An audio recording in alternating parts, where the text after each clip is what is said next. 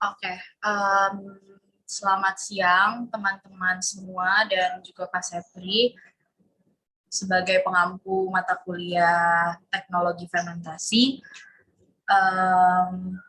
perkenalkan saya Pinkan yang akan mempresentasikan hasil review yang telah saya lakukan dengan suatu topik atau judul yang yaitu co-production of hydrogen via anaerobic fermentation of corn stalk waste in continuous stirred tank reactor integrated with upflow anaerobic sludge bed. Jurnal ini ditulis oleh Siu Cheng, Qian Li, dan Chun Chao Liu. Jurnal ini saya ambil dari jurnal Elsevier. Oke, sekarang kita akan masuk ke pendahuluan. Next, seperti yang kita tahu bersama bahwa semakin bertambahnya hari, kebutuhan akan energi semakin banyak. Salah satunya adalah kebutuhan akan energi seperti hidrogen. Di sini seperti yang kita tahu juga bahwa kalau misalnya memproduksi suatu energi itu akan menghasilkan limbah dan membutuhkan raw material, di mana limbah dan raw material ini tidak sustainable terhadap lingkungan seperti itu, yang menyebabkan akhirnya keadaan lingkungan semakin hari semakin memburuk. Menurut data, konsumsi gas hidrogen di dunia antara tahun 2017 sampai 2023 diprediksi pertumbuhannya mencapai 6% per tahunnya. Karena hal itu, sekarang ini lagi digencar-gencarkan untuk memproduksi hidrogen dan energi-energi lain menggunakan limbah organik. Produksi biohidrogen ini menjadi penelitian menarik karena memiliki kepadatan energi gravimetri yang tinggi, kemudian konversinya efisien, dan juga yang menjadi poin utama adalah ramah lingkungan. Limbah dari lignoselulosa ini merupakan sumber yang ideal karena produksi tahunannya yang tinggi.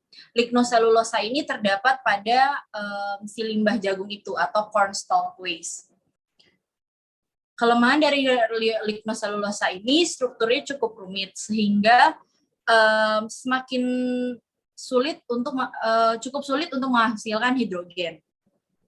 Kemudian karena si lignoselulosa ini sulit untuk diolah, maka akan dilakukan pre-treatment terlebih dahulu dengan menggunakan larutan asam, alkali atau basah, dan juga ledakan uap.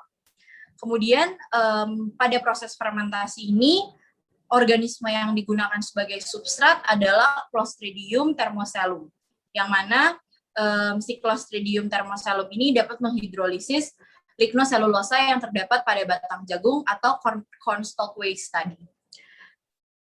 Bahwa limbah organik yang digunakan adalah corn stalk atau batang jagung. Kemudian, untuk menghasilkan hidrogen digunakan 2 tahapan sistem fermentasi termofilik dengan menggunakan continuous stirred tank reactor. Oke, kita masuk ke dalam metode di mana ada mikroorganisme dan media, dan juga batch fermentasi hidrogen dengan menggunakan continuous STR. Next, please. Nah, pada mikroorganisme dan media, untuk preparasi inokulumnya menggunakan 125 ml botol anaerobik dengan 50 ml volume kerjanya. Semua botol yang digunakan harus ditutup dengan rapat agar kedap udara. Karena kita menggunakan anaerobik, maka si kondisi botol yang digunakan untuk pertumbuhan dari organisme harus kedap udara. Untuk menggunakan 125 ml botol yang digunakan hanya 50 ml saja seperti itu. Kemudian setiap botol digas dengan 100% nitrogen. Maksudnya diberikan gas, kemudian gasnya dihilangkan lagi. Setelah itu baru disterilisasi di autoclave dengan suhu 121 derajat Celcius selama 20 menit. Next.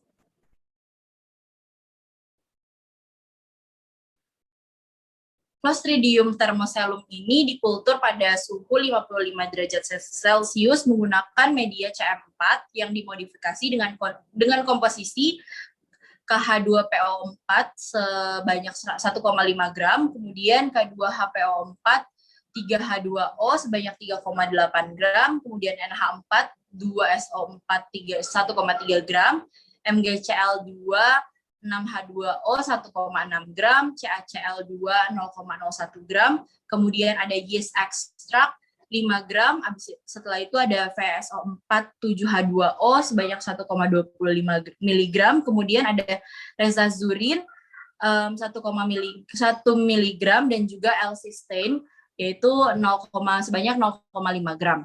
Untuk sumber karbon dari si Clostridium thermosellum itu yang digunakan adalah crystalline cellulose.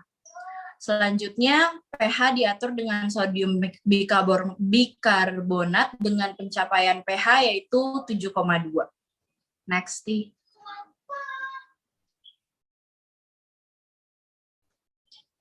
Nah, ini adalah prototipe dari CSTR atau Continuous Stir Tank Reactor untuk 2 tahapan fermentasi hidrogen dari Cornstalk Waste tadi.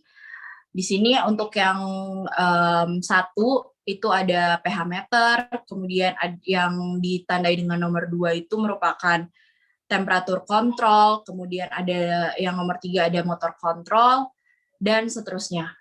Teman-teman mungkin bisa lihat langsung di gambar yang ada di sini.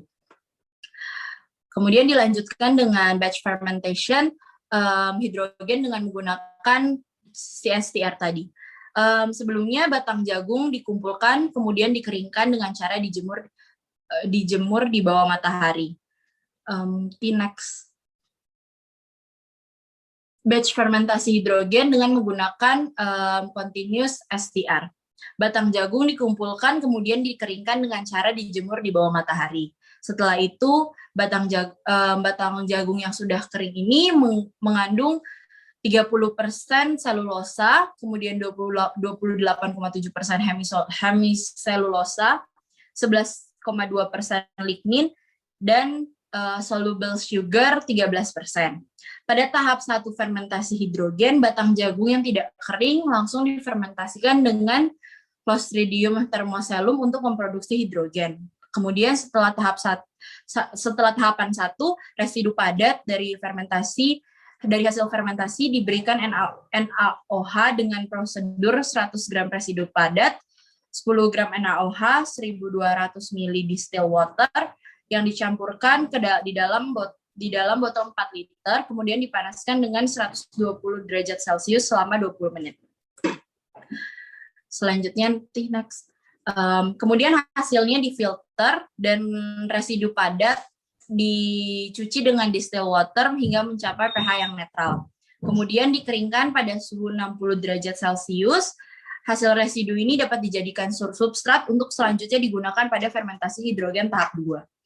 Pada tahap 1 dan 2 dilakukan pada continuous STR, di mana dalam reaktor diinokulasikan dengan 10% kultur Clostridium thermosellum yang sementara dalam tahapan eksponensial, lalu dibilas dengan nitrogen selama 15 menit. Kemudian motor reaktor diatur dengan kecepatan aduk 60 putaran per menit, 80 putaran per menit, 100 putaran per menit, dan 150 putaran per menit. Dengan suhu 55 kurang dan ditambahkan 1 derajat. Nih, untuk kecepatan aduknya dan suhu disesuaikan, yaitu suhu yang digunakan adalah 54 derajat Celcius atau 55 derajat Celcius atau 56 derajat Celcius, seperti itu. Next. Di sini untuk UASB for methane fermentation of the effluent from hydrogen fermentation process, prototype reaktor yang digunakan bisa dilihat di sini, di mana diberikan penomoran untuk menjelaskan nomor berapa itu, ada seperti nomor 1, merupakan H2 fermentation effluent, kemudian nomor 2 adalah water tank, dan seterusnya. Mungkin teman-teman bisa langsung melihat di gambar. Next. Kita masuk ke hasil dan pembahasan. Hasil dari penelitian ini, hasil yang dibandingkan ada 3, yaitu fermentasi hidrogen secara langsung yang dilakukan oleh Clostridium thermosellum, kemudian fermentasi hidrogen langsung juga oleh Clostridium thermosellum, namun diberikan pretreatment dengan menggunakan alkalin. Selanjutnya adalah fermentasi hidrogen 2 tahap yang dilakukan oleh Clostridium thermosellum juga, namun terintegrasi dengan perlakuan alkalin, yaitu dengan cara fermentasi hidrogen tahap 1 ditambah dengan perlakuan basa, kemudian ditambah dengan fermentasi hidrogen tahap 2. Untuk tahapan yang terakhir ini, kita bisa lihat bahwa dalam penelitian ini dijelaskan bahwa dengan menggunakan step yang ketiga ini menjadi untuk memproduksi hidrogen seperti itu. Oke.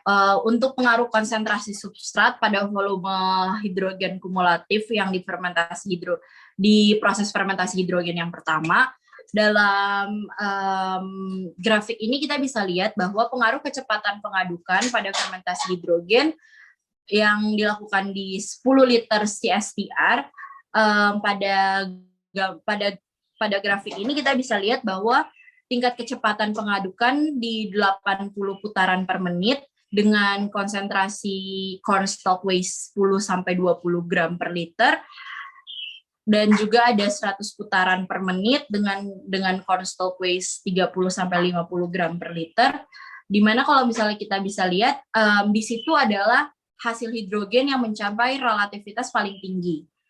Kemudian dengan meningkatnya kecepatan pengadukan, maka meningkatkan pencampuran serta dapat melepaskan gas hidrogen dari si corn waste tadi, seperti itu.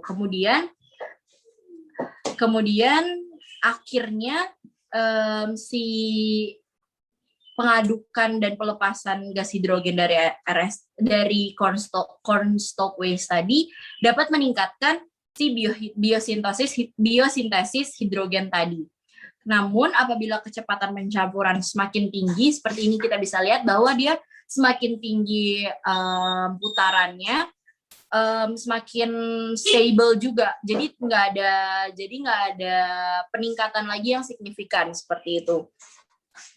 Karena kenapa hal ini bisa terjadi? Hal ini dapat terjadi karena jika kecepatan pencampuran yang terlalu tinggi itu dapat mengurangi menempelnya sel pada permukaan substrat, sehingga dapat menurunkan tingkat produksi dari hidrogen tadi. Kalau misalnya kita lihat di sini pada kecepatan puncak terjadinya stabilnya si produksi tadi ada di kecepatan pengadukan 150 putaran per menit. Next.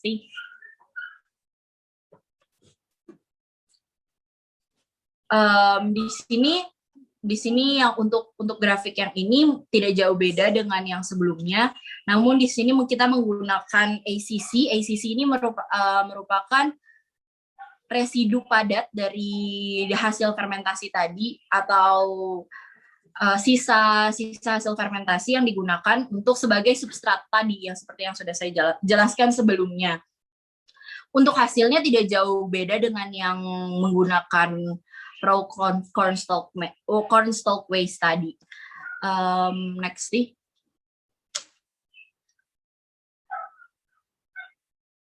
Untuk hasil totalnya, fermentasi hidrogen ini akan menurun seiring dengan konsentrasi substrat yang meningkat. Jadi dia berbanding terbalik.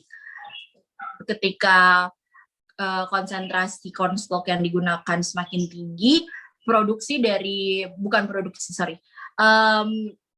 hydrogen yield dari hasil fermentasi itu semakin menurun, seperti itu. Lanjut, boleh dilanjutkan. Lanjut. Oke, kita masuk ke kesimpulan. Kesimpulan dulu, Tih. Untuk kesimpulannya, koproduksi hidrogen dari batang jagung oleh proses fermentasi anaerobik multitahap yang terintegrasi dengan perlakuan alkali terbukti ideal untuk mencapai energi tinggi. Kemudian tingkat pemulihannya 67,1% dari batang jagung di bioreaktor peningkat sistem atau bioreaktor scale up. Hasilnya dapat memberikan jalan yang menjanjikan untuk produksi hidrogen melalui konversi mikroba langsung dari biomasa lignoselulosa yang terintegrasi dengan fermentasi metana, dan juga menetapkan yang paling penting adalah parameter untuk aplikasi industri di masa depan.